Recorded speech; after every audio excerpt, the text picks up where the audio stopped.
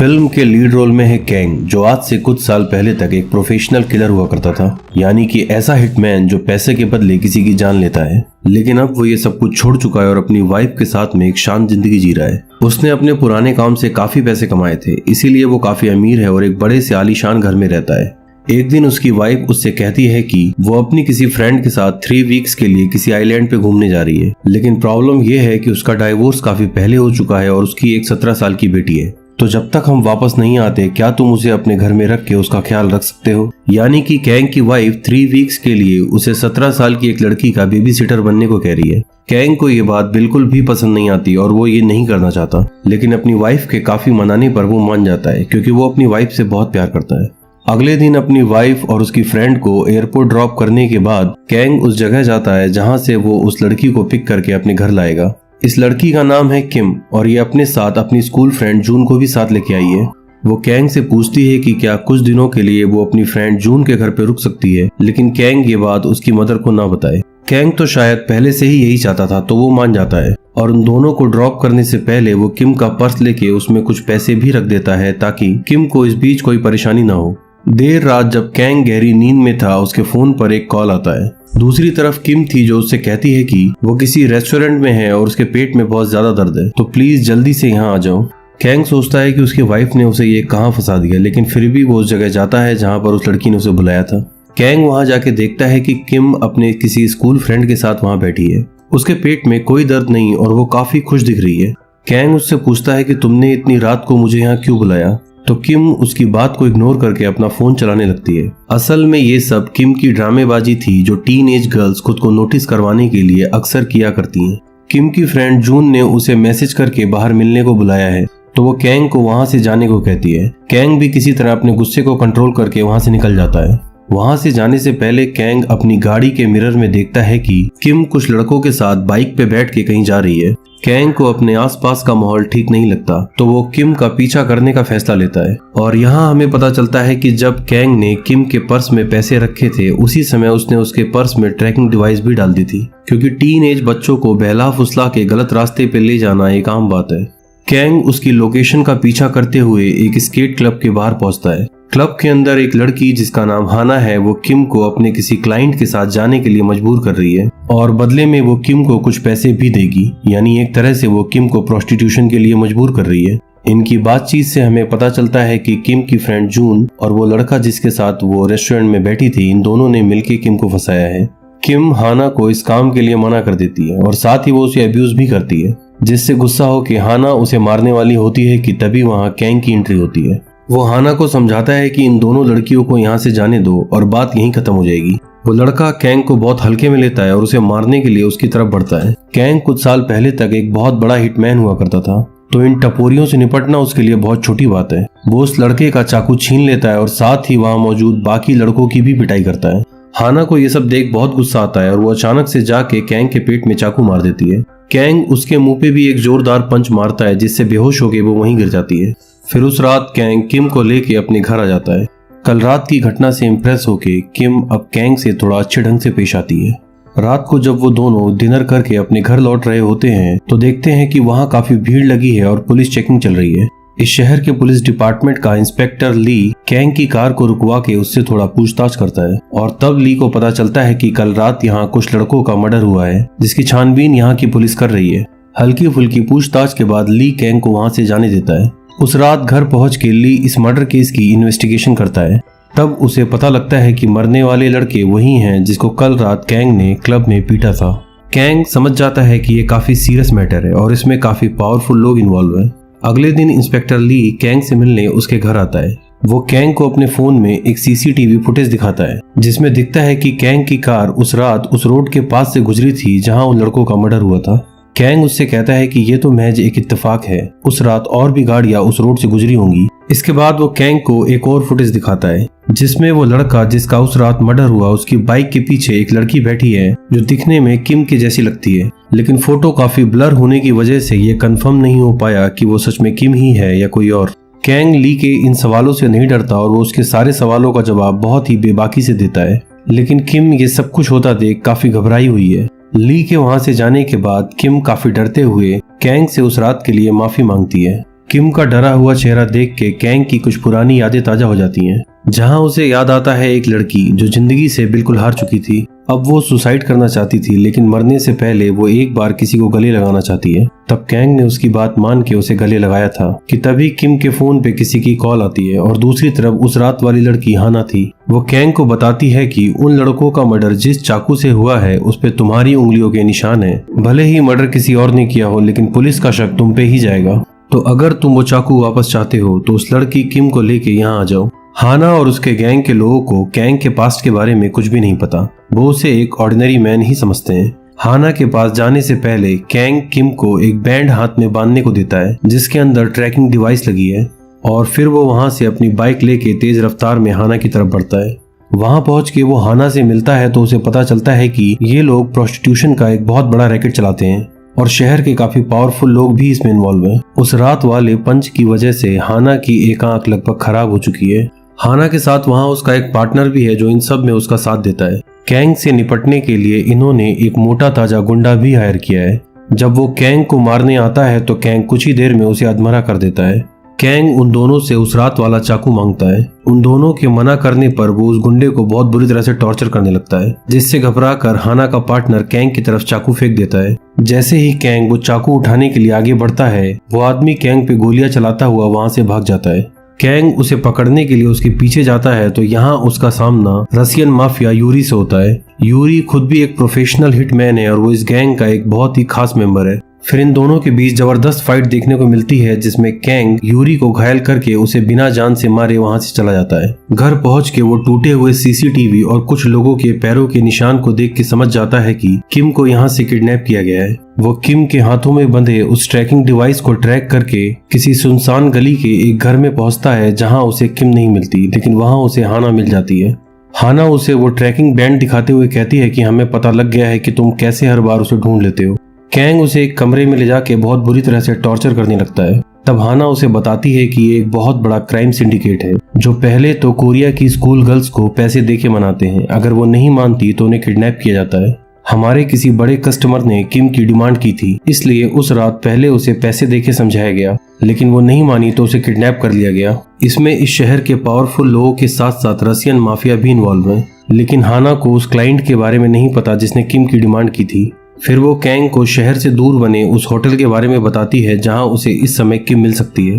Kang हाना को नहीं मारता और जल्दी से उस होटल की तरफ निकलता है। अगले सीन में हम देखते हैं कि जब इंस्पेक्टर ली इन्वेस्टिगेशन के लिए यहाँ आता है तो उसे हाना की डेड बॉडी मिलती है, यानी कि इस बीच ही किसी ने हाना को मार दिया।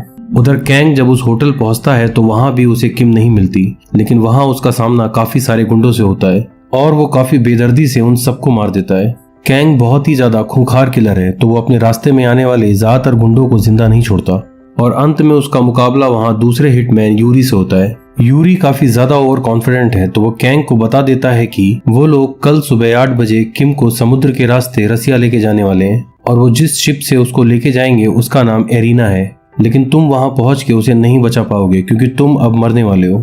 कैंग को फिलहाल यूरी से फाइट करने में कोई दिलचस्पी नहीं क्योंकि उसे किम को बचाना है, तो वो जल्दी से उस होटल के अंदर जाता है। यूरी भी उसके पीछे जाता है। इन दोनों में काफी ज्यादा फाइट होती है और दोनों जबरदस्त फाइटर हैं, तो कोई भी हार मानने को तैयार नहीं। और इसी बीच कैंग रस्सी से यूरी को बांध के उसी रस्सी के सहारे वहां से नीचे कूद जाता है।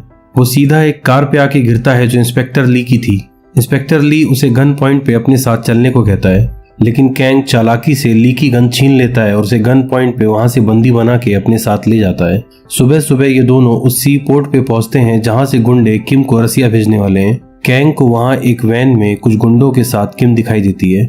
वो अपने कार की रफ्तार बढ़ा के उस वैन को टक्कर मारता है। वैन पलट जाती है, तब वो उन गुंडों को मार के किम को वहां से बाहर निकाल लेता है। इसी वक्त हाना का वो क्लब वाला पार्टनर भी वहां आ जाता है। वो अपनी कार से कैंग को मारने की कोशिश करता है, लेकिन कैंग उसे कार से बाहर निकाल के उस क्लाइंट का नाम पूछता है जिसने किम की डिमांड की थी। वो कैंग को उस क्लाइंट का नाम नहीं बताता, तो कैंग उसे भी मार देता है। फिर वो उसका फोन निकाल के कॉलर लिस्ट का आखिरी नंबर डायल करता है और हम देखते हैं कि ये नंबर इंस्पेक्टर ली का था, यानी कि वो भी इन सब के साथ मिला हुआ है। कैंग उसे कहता है कि मुझे पहले ही शक था कि तुम भी इन लोगों के साथ मिले हुए हो, कि तभी उन दोनों को वहाँ पुलिस टीम आती हुई दिखती है। कैंग उससे कहता है कि मैं किसी को कुछ नहीं बताऊंगा अगर तुम मेरा साथ दो। मैंने ये जितना भी खून खराबा किया है तुम इसे एक पुलिस ऑपरेशन का नाम दे के मुझे बचा सकते हो। ली उसका ये ऑफर मान जाता है क्योंकि फिलहाल उसके पास और कोई चॉइस नहीं। ली इस पूरी घटना को एक पुलिस ऑपरेशन बता के कैंग और किम को एम्बुलेंस से हॉस्पिटल भेज देता है। हॉस्पिटल में जब किम को होश आता है तो वो होने वाली इन सारी परेशानियों के लिए कैंग से माफी मांगती है। कैंग जानता है कि इसमें किम का कोई दोष नहीं, बल्कि सारा कसूर तो उस क्लाइंट का है जिसने किम की डिमांड की।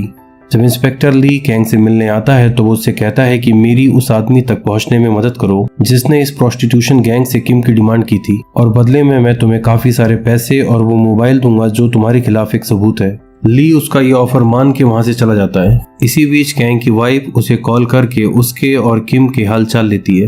कैंग उसे यहाँ होने वाली किसी भी घटना के बारे में नहीं बताता और उससे कहता है कि यहाँ सब कुछ ठीक चल रहा है। किम भी इस बात को समझ जाती है कि ये हिटमैन सिर्फ अपनी वाइफ से ही डरता है। अगले दिन ली कैंग को कॉल करके उस आदमी के बारे में बताता है जिसके अंडर में हाना और उसका पार्टनर काम करते थे। उस आदमी का नाम पार्क है और उससे ही उस क्लाइंट का पता चल सकता है जिसने किम की डिमांड की थी।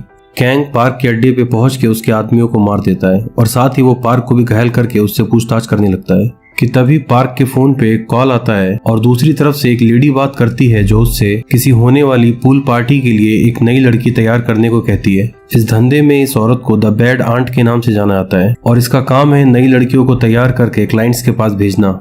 पार्क से उसे ये भी पता चलता है कि जिस आदमी ने किम की डिमांड की थी वो असल में एक जज है। वो बहुत ही ज्यादा पावरफुल, करप्ट और निहायत ही ठरकी आदमी है और जिस फाइटर यूरी से कैंग की 2 बार फाइट हुई है वो उस जज का पर्सनल बॉडीगार्ड है। ये लोग कोरिया की स्कूल गर्ल्स को किडनैप करके उन्हें रसिया भेजते हैं और जज उनमें से सबसे अच्छी लड़की को पिक करके अपने पास रखता है। ये सब जानने के बाद कैंग पार्क को भी मार देता है और फिर उसके बाद वो क्लीनिंग कंपनी को फोन करता है।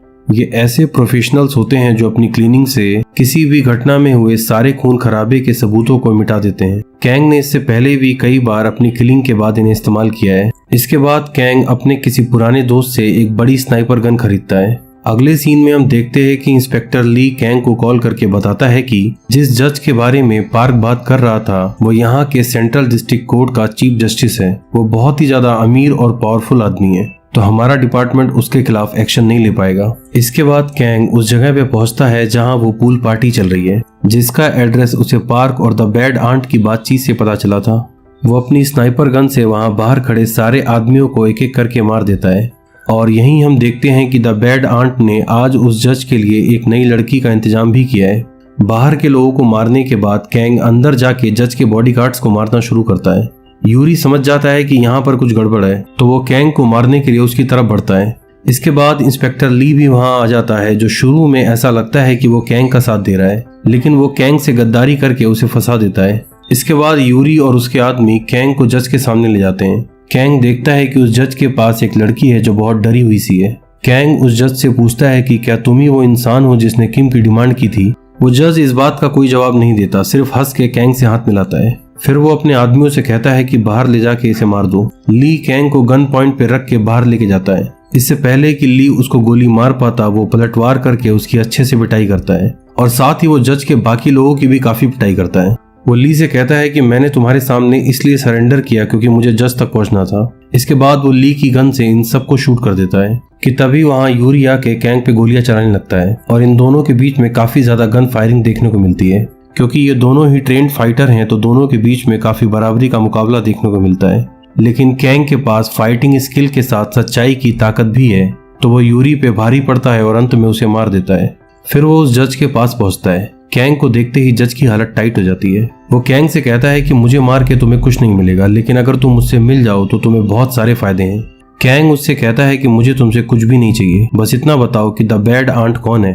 तब जज उसे बताता है कि असल में किम की मदर ही द बैड आंट है, जो पिछले काफी सालों से इस प्रोस्टिट्यूशन रिंग को चला रही है। पुलिस से बचने में मैं उसकी मदद करता हूँ और बदले में वो मुझे नई लड़कियां देती है। तब कैंग उससे पूछता है कि उसने अपनी बेटी के साथ ऐसा क्यों किया। जज बताता है कि वो किम की बायोलॉजिकल मदर नहीं है, बल्कि वो उसकी स्टेप मॉम है और शायद वो किम को पसंद नहीं करती, इसीलिए उसने ऐसा किया। ये सब कुछ जानने के बाद कैंग जज को भी मार देता है क्योंकि वो इस प्रोस्टिट्यूशन रिंग से जुड़े हर इंसान को खत्म करना चाहता है। इधर हमें दिखाया जाता है कि किम की मॉम दूर किसी आइलैंड में कैंग की वाइफ के साथ एंजॉय कर रही है कि तभी उसके फोन पे एक कॉल आता है और प्राइवेसी के लिए वो अपनी कार में जाके उसे रिसीव करती है। ये कॉल उसी जज के फोन से आया था जो इसका साथ दे रहा था। जब वो कॉल रिसीव करती है तो दूसरी तरफ से कैंग बात करता है जो उसी कार में बैठा हुआ है। वो कैंग को देख के बहुत शॉक हो जाती है और समझ जाती है कि उसका सारा खेल अब खराब हो चुका है।